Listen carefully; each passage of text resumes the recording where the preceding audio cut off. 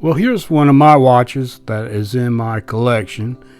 It's a Hamilton grade 952, and it's a 19 jewel pocket watch.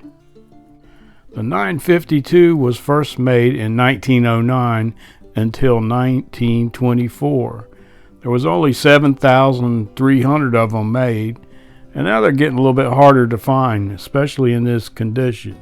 It's a lever set watch, which means you had to pull a little lever out to set the time on that watch, which was one of the requirements for a railroad watch.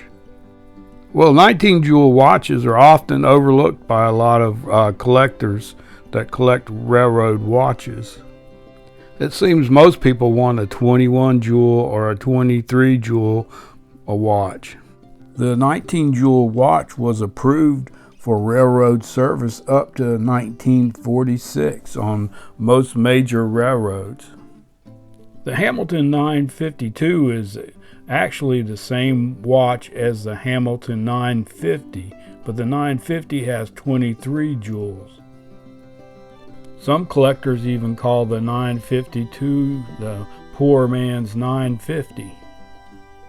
Well, if you like this video, subscribe to my channel, and I'll be doing some more short videos on watches that are in my collection.